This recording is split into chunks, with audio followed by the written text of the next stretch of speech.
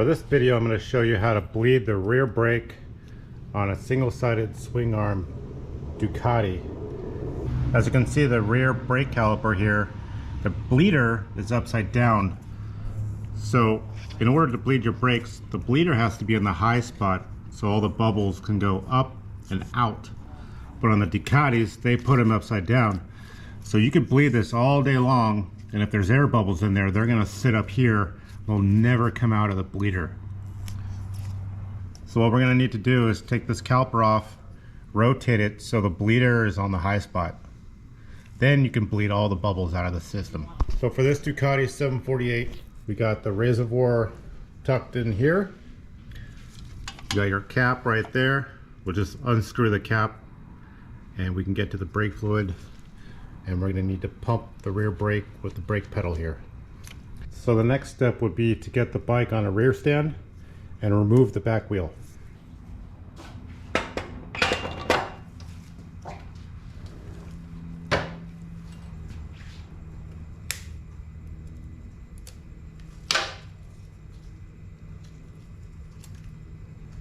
This Ducati uses a 46mm socket.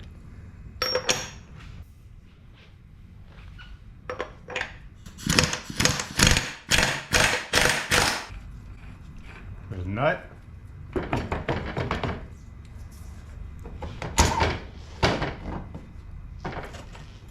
A washer and a spacer. Next step would be to remove these two 12mm bolts holding the caliper onto the bracket.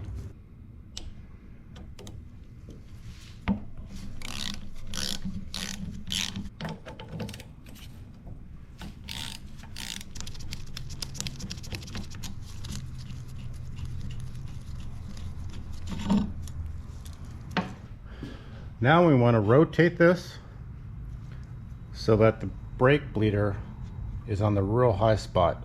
So I'm actually going to place it right back on the rotor here,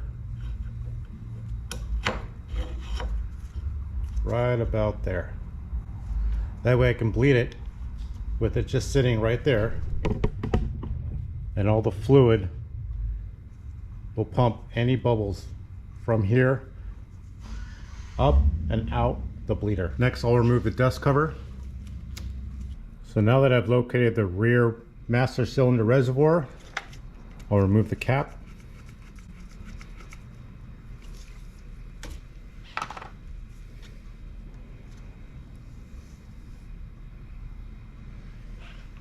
Next, I'll suck out all the old brake fluid.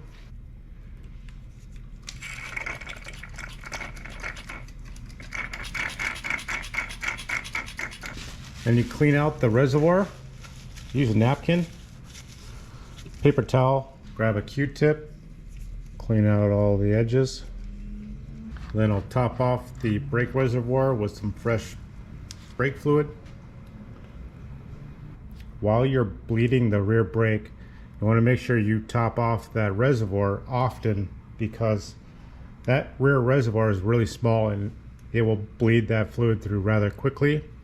And you do not want to run the risk of sucking air through the system, because then you'll have to start all over again. Next step would be to attach your drain hose to that bleeder. I'm actually going to remove the right fairing here because the brake pedal hits the fairing and I won't be able to go all the way down through the full stroke of the rear brake pedal.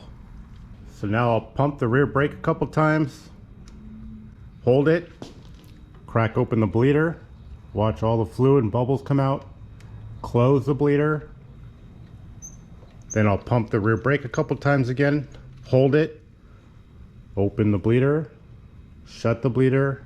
We're going to keep doing that until this fluid looks nice and clear and there's no bubbles or any particulates or junk in there. Don't forget to top off your brake fluid. You're going to want to do it every 3 or 4 cycles. Now that I'm happy with the clear brake fluid coming out, no more bubbles, now we're going to top off the brake fluid about halfway to 2/3. Remove the bleeder hose with a little bit of vacuum from your Mighty Vac. That way you don't drip fluid all over the place. Next, I like to clean out this bleeder. I'll spray a little brake clean in that hole and cover it with a rag, and that gets all the brake fluid out of there. That way it doesn't want to leak all over the place. Blow out the bleeder and then replace that dust cap. I'm going to rinse off all these brake reservoir cap components and clean and dry them. Now that I got that all cleaned up, I'll go ahead and reinstall the reservoir cap.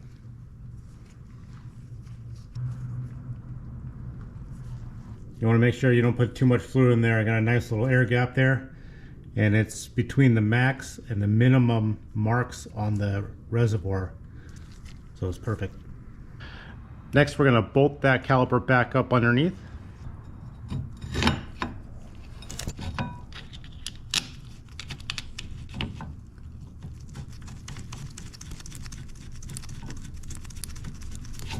Always start your bolts by hand.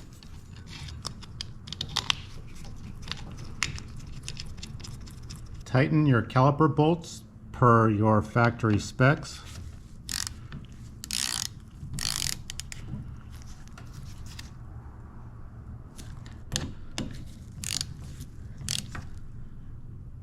I'll go ahead and put the rear wheel back on.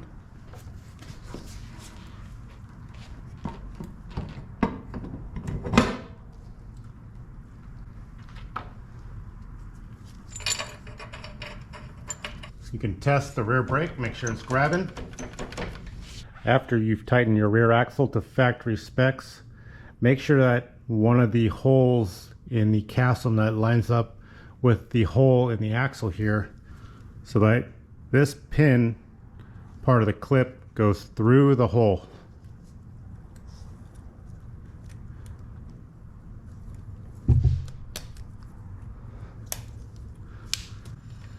That's there to prevent the nut from spinning itself off. So what I like to do with these, since they're kind of just sitting there, I'll throw a zip tie on it. And because it's an Italian bike, I'm going to use a green zip tie.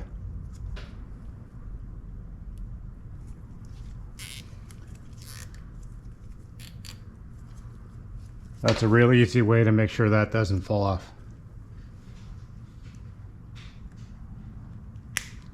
So as usual, anytime I do a job on a bike, I'm always going through all the steps in my head, making sure I did everything. This is torque to specs. The rear caliper is bolted on, torque to spec. Your fluid level's topped off, your cap is on.